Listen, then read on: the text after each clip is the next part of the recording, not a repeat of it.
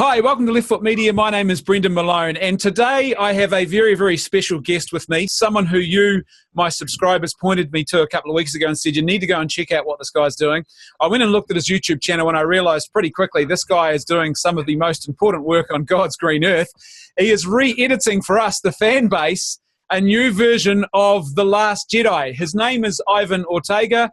Ivan, welcome. It's great to have you on board for today's discussion. Thank you so much for having me. It's definitely an honor. Awesome. Now tell me, let's go back to the beginning. Before you even walked into the theatre for the very first time to see The Last Jedi, what were you expecting? What were your feelings? What were you thinking? Were you a jaded fan? Were you excited? Was there hope? I was super hyped. There was not a day that I would not look for another article, another positive thing. The reviews started to come in. They said that it was fantastic. I went and purchased some merchandise, some brand new merchandise. I even purchased this BB-8 popcorn holder that I will ever use. But, screw it. I want as much of Star Wars as I can, and the trailers look fantastic. I was going there just with the mindset that I was going to love it till the end. Do you remember your feelings when you left the theater? Oh, yeah. Oh, yes, I remember them. I was speechless, but not the good kind. I was just, I went with my brother, and when we came out, I looked at him, and I was like, did you like it? And he said, yeah, a lot of things happened. And the very first thing that I did going back home was to look at reviews, but good reviews. I just wanted to convince myself that what I was feeling was wrong. And it took me 3 more times to go through the theater and watch it to realize, I don't like it. I don't like a Star Wars movie. I'm kind of like that. I remember leaving the theater. I pretty much filmed my initial review of it, not long after I'd seen it. And I remember just feeling numb. It was kind of like the feeling I had after I left The Phantom Menace for the first time. And it was just something didn't quite feel right. And I knew there was sort of moments that were quite good in there, but the overall package was missing. And I remember just feeling very numb. And then as I sat and thought about it more and more and more, I realized, okay, now I know why this just doesn't feel great. Tell me, for you, do you remember, was there a moment in the film that perhaps, or were you watching the film and you realized, holy moly, this is a bad film. This moment here just sort of sums up what's wrong with this movie? The moment Poe Dameron decided to do a "your mama" joke on Hux, that was the moment that I was like, wait, are they introducing such a ridiculous joke? And why are they lingering in it so up? I hope that this is the last time they do it. Then they did the joke with the BB-8. Then keep going and going. But that, I remember saying to myself, I hope that they do not linger on these bad jokes for way too long. And I hope that is the worst thing of the movie. It definitely is not. But that was the moment that I started to realize something's off. One of the moments I realized it wasn't so good was when the lightsaber throw over the shoulder. And as soon as that happened, I was like, it was like my heart sunk. I was like, what? and because there was so much build up in the previous film, at the end of The Force Awakens, this was the moment. And then it was literally like them throwing away the entire Star Wars mythology. It was so symbolic. And I remember thinking, oh no. And I've seen a video, interestingly, since then where someone has tried to suggest that this is poetic, and it's just like when Luke threw the lightsaber away and he wouldn't kill his father in the Return of the Jedi. It's nothing like that at all. It was just, no, it's not. Because interestingly, that's been one of your re-edits. One of my favorite re-edits, actually, probably why it's one of my favorites, is where you've re-edited that scene with the lightsaber throw and just made it so much better. It seems to me that for some YouTube channels, this would be a gimmick. What can we do to attract viewers? I know, let's re-edit The Last Jedi. But you, it strikes me, are a passionate fan who has said, no, out of my passion, I must do this. What motivated you to do it? I was talking to a couple of friends like a long time ago, and they would ask me all the time, hey, would you ever consider becoming a YouTuber because you edit videos for a living? You would make good content. And I said, no, I have a weird face. I'm not like, I would never do that. But then after The Last Jedi, I saw the reviews and I saw a lot of people that I followed just broken and sad. And that got to me because I was definitely just like, what is going on? These people are feeling the same way that I do. And my friends were not happy with it either. So because of how much love I have for the Star Wars community, I decided, you know what? I might be able to give them something back. Because throughout the film, I noticed, okay, if I just change that to this, I might be able to tell a different story, to redeem some of these characters. So a friend of mine gave me a digital copy that he recorded vaguely with his phone. It's like, hey, you said you wanted to edit. Here it is. Here's a couple of things. Do something. I was like, okay. And I did. And we both sat down and we were like, dude, we can do it. We can give something back. If we can re-edit this entire movie, we might be able to bring back a little bit of hope. But because, you know, it's very easy to talk bad about Star Wars and everything, but it's very difficult to stay optimistic and say, you know what, I love Star Wars, but you know, through thick and thin. I think it's in some ways, I was thinking about this morning. I was out for a walk this morning, and it's sort of like, it's almost very symbolic of the original trilogy, where you have this big empire, this big corporation has taken over, and here's this little resistance group of fighters who are sort of pushing back, and we don't have the money, we don't have the resources, but we're like, nah, you've still got an exhaust port somewhere, and someone's going to fire a torpedo down it and show you how it should be done. One of the things I love about the community now, I think, is that after the prequels, which had their issues, we had to wait a long time, I think, until the Plinkett reviews came along to really sort of to solidify everyone in one place around what they thought was wrong. However, this time it seems it's a lot quicker.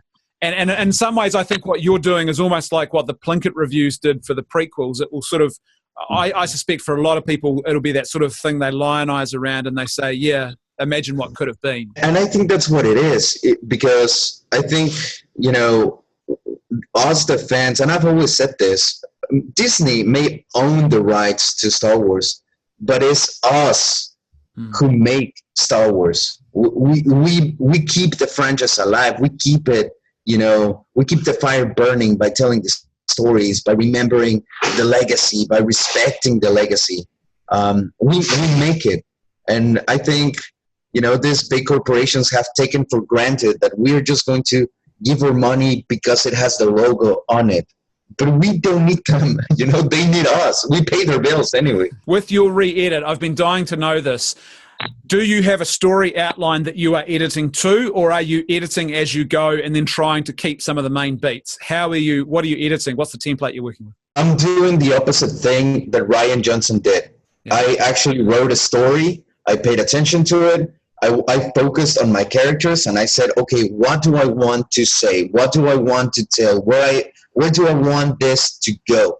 And then based off of that, I just edit and I ask myself, is this helping the story? Is this helping this character? Is this making sense? Is this seamless?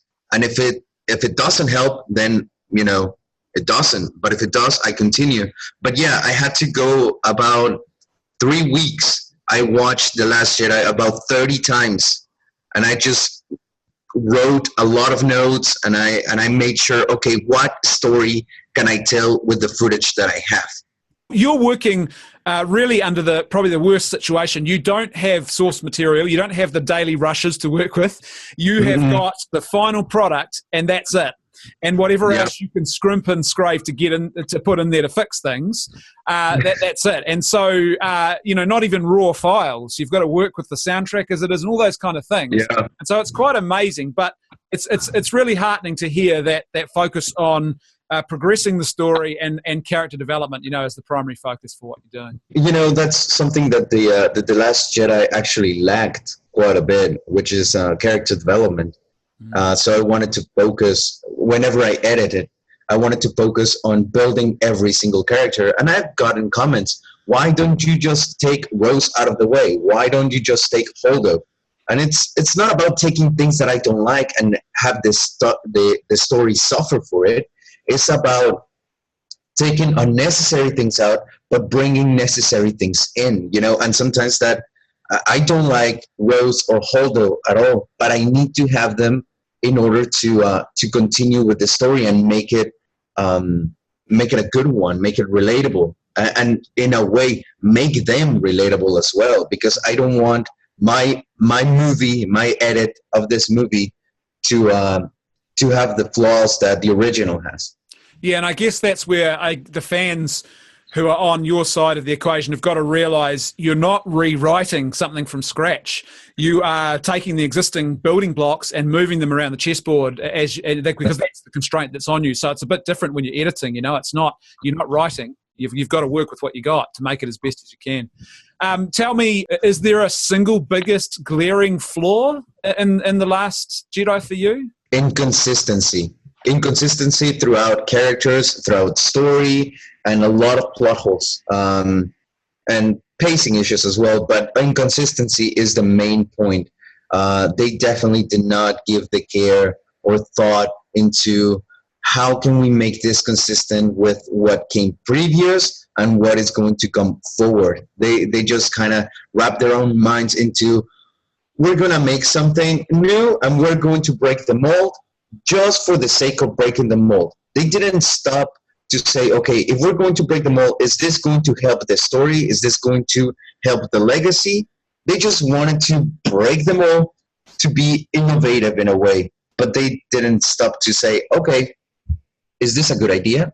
It's funny you should say that, because I was thinking about this the other day, and I was watching your video where you do the re-edit with the disappearing weapon, that awful edit that ended up in the final film with the Praetorian Guard that's got two weapons and suddenly one weapon.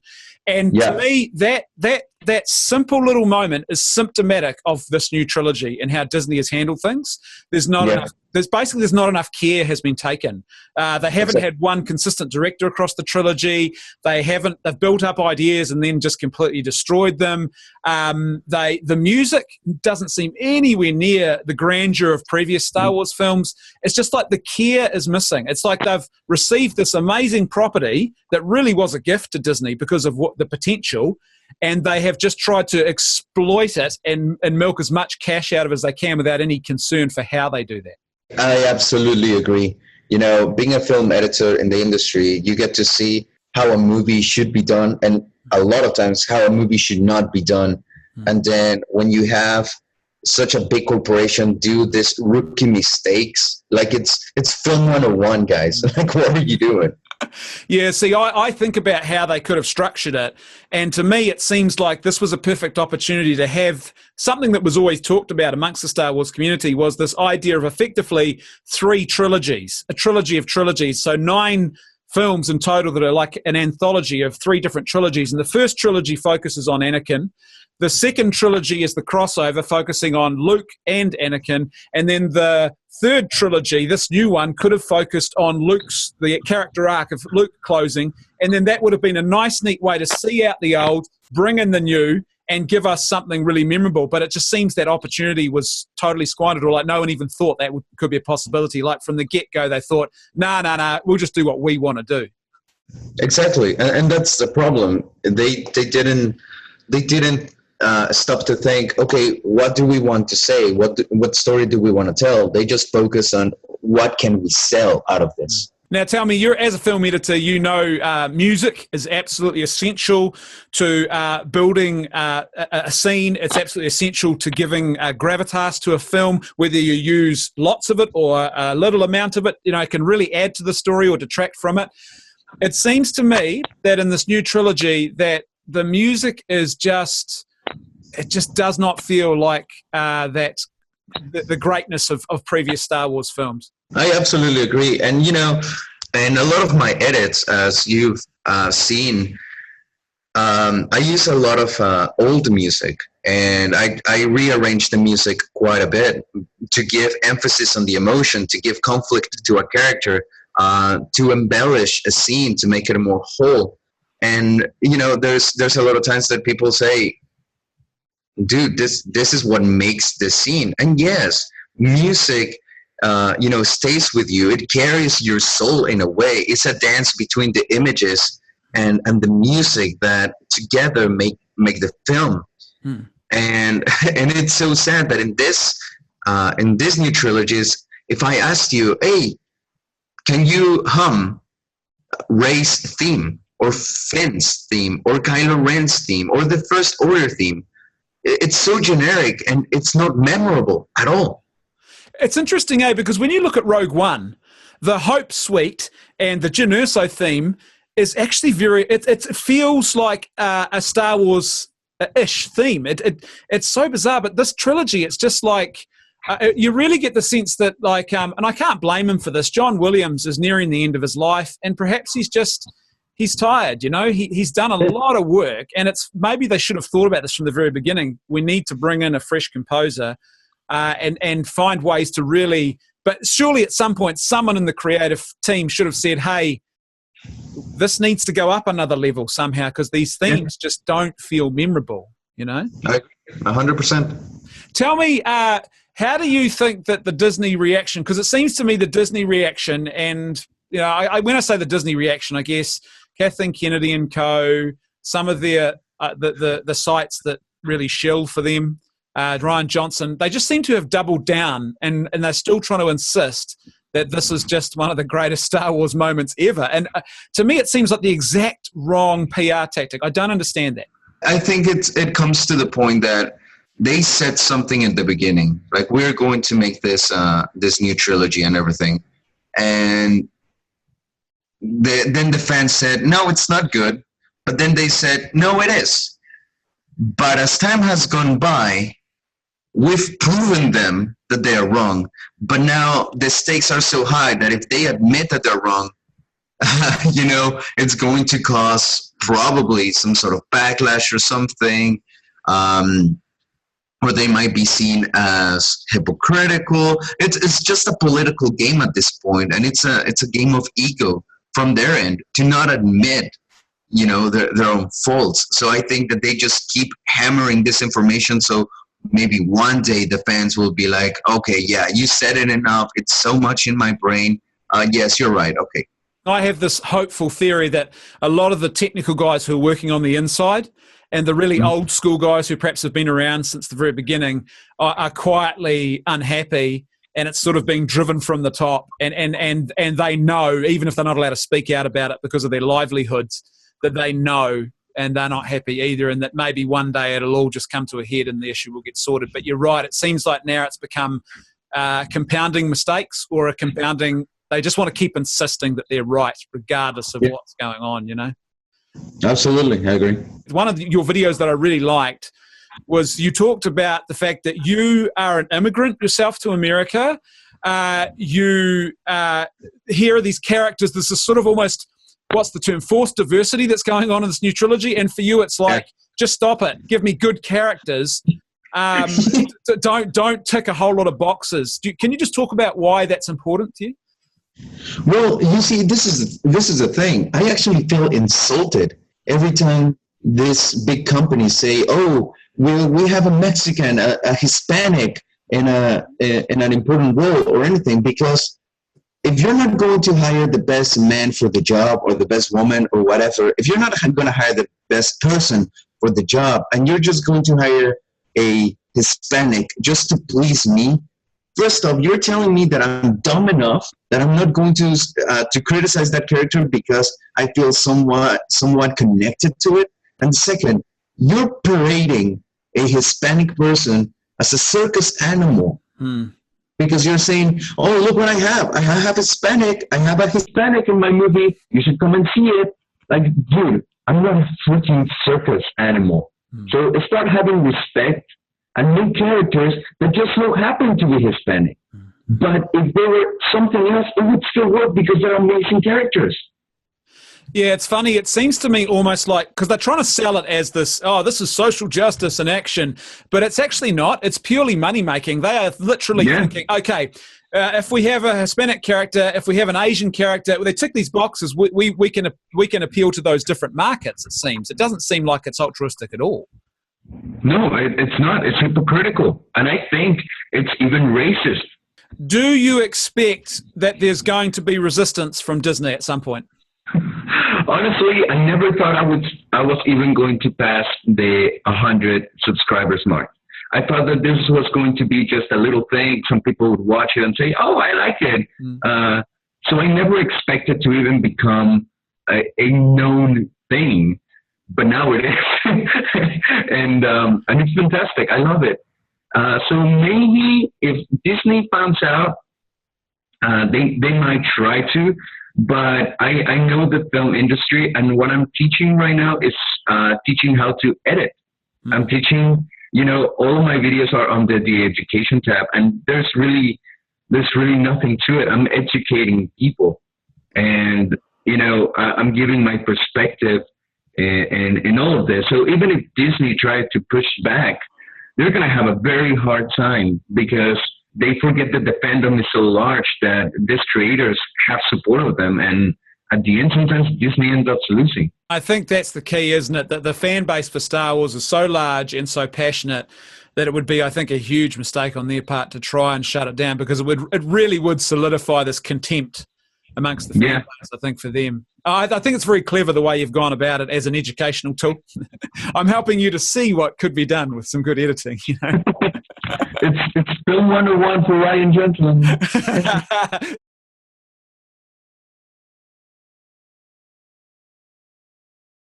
Just to explain, Ivan was in his building and the Wi-Fi got shut off, so he has rushed out to his car with his iPad, and he doesn't have mystical wizard powers. He is actually in a completely different location, so that's why you will now see that he's in his car. So Ivan, welcome back, even if no one else notices that you've gone magic of editing. Now, as I was about to ask you, how far away do you think the final edit is going to be, and where will people be able to see it? How will people be able to access it once it's finally available? Okay, well, I think I am about 2 months away, 2 months and a half from completing the film, because there's a couple of things that I'm adding to this film to make it more sense. Like Admiral Akbar is going to be in the movie, so I need to do the special effects and cut out Admiral Akbar, change his clothes and everything. I'm replacing the hilt of Luke Skywalker's lightsaber, so he doesn't fight with the blue lightsaber, but with his green one. Then I'm adding a lightsaber fight to the movie. It's composed of 4 acts. Because this lightsaber fight is going to be more of a dialogue between Kylo Ren and Luke Skywalker than an actual fight. It's going to have a meaning behind it. So rehearsing and making sure that we have the body language for it. It's taking a bit of time, getting the costumes ready, all of that. Then adding the special effects to have the lightsabers. It's going to take time. I think it's going to be about 2 months, 2 months and a half, something like that. And the way to watch this edit most likely is going to end up being on fanedit.org, because they have a very good policy where you can have your rough cuts and your finished products, but there's an acknowledgement that you own a copy of the said movie, so there's no copyright infringement by it. Or I might end up doing on my own webpage some sort of like that, where I make you sign an agreement, like saying, "Hey, this is not for distribution. You need to have the movie in order to watch this. You agree, and then you can watch it, and then I stay out of jail, and we have a new movie to the canon." So you're actually adding there's a whole new sequence that you're shooting for this. That's pretty impressive, mate. Yeah. See, that's dedication. So like I said before, this isn't a gimmick. And straight away I could see that watching your channel. This wasn't a YouTube gimmick. This was someone who is a passionate fan who says, I must right this great injustice that's been done in the galaxy with the film.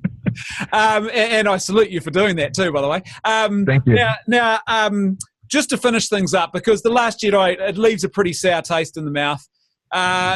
Let's talk about something positive. Do you have a favorite Star Wars moment? It is from Return of the Jedi. Luke Skywalker just finished defeating Darth Vader. The Emperor comes in and he says, "Now join me and take your father's place next to me This is your destiny, something along those lines. And Luke Skywalker, and Luke says his hand, looks at Vader's, and says, "You failed, Your Highness. Boom. I am a Jedi." That moment, when I watched that for the first time, and whenever I still watch it, I get the goosebumps, because we are seeing a character that he didn't say, "I'm going to act like a Jedi. I'm going to fight like a Jedi. I am going to be a Jedi." He said, "I am one." He rose from his defeats. He rose from all of this evilness inside him, and the temptation, everything. This character represented the best person that we can always be by saying that and by being that. So I was going through a very tough time in my life at that moment, and when I saw that piece, I understood what a good character should be, and it just stuck with me. So every time I have a hard time, or I have a problem that it's very difficult to go through, I just remind myself, all right, I'm a Jedi. Come on, let's get to work. And that's awesome, because to me, that sums up what Star Wars is supposed to be all about. It's not supposed to be this nihilistic, postmodernist, subverting expectations and destroying mythology. It's about those essential qualities of good versus evil, of struggle, of hope, and all of those things that were missing in The Last Jedi. And it's just, you're right, that is a great moment. And it's so Star Wars. I think for me, I'm not a big fan of the prequels, but one of my favorite moments actually is in the prequels, and it's in Revenge of the Sith. And it's really that when Anakin goes and falls to the dark side, and basically the Republic falls, and it's just the sun is setting. Padme is there, and she knows something's wrong. There's a silence that comes in, and then there's that beautiful John Williams music, Anakin's Betrayal or Anakin's Dark Deed, two of them, and it's just everything. It's pinnacle Star Wars, and a pinnacle moment of filmmaking where the setting sun is just a perfect metaphor for what's happening. And again, it's a Star Wars moment of the greatness of the sort of the emotion and the grandeur of what Star Wars is supposed to be all about. It's a shame we didn't get that in The Last Jedi. Don't worry, we're going to in a couple of months. That's there is hope. There's always a new hope, some might say. Out the fan. From a Rogue One. Enough of the Star Wars puns, though. Ivan, it's awesome to have you with us here today. It's been great speaking to you. Tell me, how do people see you on YouTube? How do people start following you? Well, you can just type on the search bar Ivan Ortega Film Fix, and you will be able to find my channel. You can follow me on Twitter at Ivan Film Fix, and Instagram at ivan.ortega.filmfix. Awesome. I'll put a link to all of those in the description below. Again, Ivan, thanks for taking time out of your busy schedule to be with us, despite the time difference, and to speak with us. And as I said, I salute you, and I wish you well. And I'm really looking forward to seeing the finished product, mate. Thank you so much, man. Thank you so much. Hey, for everyone else who's watching, thanks for tuning in again. It's really great to have you on the channel. If you like the content I'm creating and you'd like to see more of it, then please support me on Patreon. There's a link in the description below. As little as $1 a month is all it takes. We'd love to hear your feedback. Please let us know. I'm sure Ivan and myself are keen to hear what you think. Let us know in the comment section below. If you haven't already subscribed, then please subscribe. Otherwise, I'll see you next time on Left Foot Media. Thanks for tuning in.